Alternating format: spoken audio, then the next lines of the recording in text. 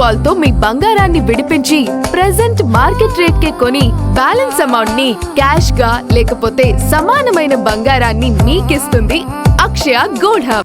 మరాఠా రాజకీయాల్లో నాటకీయ పరిణామాలకు కేర్ ఆఫ్ అడ్రస్ గా నిలిచిన అజిత్ పవార్ అనూహ్య నిర్ణయాలతో పలుమార్లు వార్తల్లో నిలిచారు.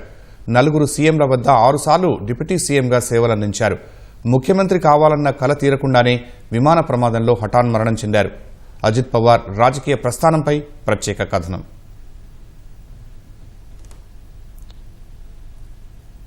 అజిత్ పవార్ 1959 జూలై 22న అహ్మదాబాద్ జిల్లా డియోలాలి ప్రవారాలో జన్మించారు.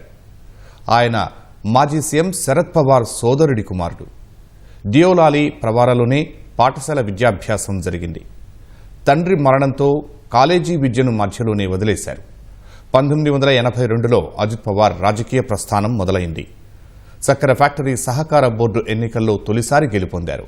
ఆ తర్వాత పూణే జిల్లా కేంద్ర సహకార బ్యాంకు చైర్మన్గా విజయం సాధించారు. ఆ పదవిలో ఆయన సుదీర్ఘకాలం పాటు కొనసాగారు. మొదటిసారి బారామతి ఎంపీగా గెలుపొందిన అజిత్ పవార్ 1991లో తన చిన్నాన్న శరద్ పవార్ కోసం ఎంపీ పదవికి రాజీనామా చేశారు. అప్పుడు జరిగిన ఉప ఎన్నికలో శరద్ పవార్ బారామతి ఎంపీగా గెలుపొంది పివి నరసింహారావు కేబినెట్లో రక్షణ మంత్రిగా సేవలందించారు.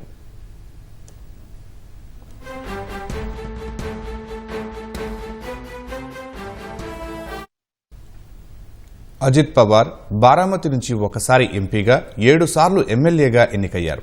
6 సార్లు మహారాష్ట్ర ఉప ముఖ్యమంత్రిగా సేవలందించారు. మహారాష్ట్ర ఉప ముఖ్యమంత్రిగా ఎక్కువ కాలం సేవలందించిన వ్యక్తిగా ఆయన ఘనత సాధించారు. 2022-23 మధ్యకాలంలో మహారాష్ట్ర ప్రతిపక్ష నేతగా అజిత్ పవార్ కొనసాగారు.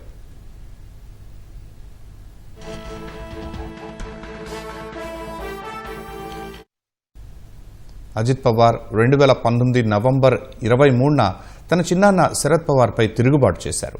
బీజేపీ సారథ్యంలోని ప్రభుత్వంలో చేరిన ఆయన ఉప ముఖ్యమంత్రి బాధ్యతలు చేపట్టారు.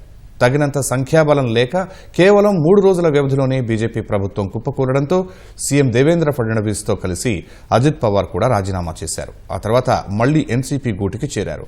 2022లో ఏక్నాథ్ సిందే వర్గం తిరుగుబాటుతో ఉద్దవ్ ఠాక్రే సారథ్యంలోని మహావికాస్ అఘాడీ ప్రభుత్వం పడిపోయింది. అనంతరం అజిత్ పవార్ మరోసారి చిన్నాన్న శరద్ పవార్పై తిరుగుబాటు చేశారు. ఎన్సీపీ 2 ముక్కలుగా చీలిపోయింది. బీజేపీతో చేతులు కలిపిన అజిత్ పవార్ అప్పటి నుంచి మహాయుతి కూటమిలో మిత్రపక్షంగా కొనసాగుతున్నారు.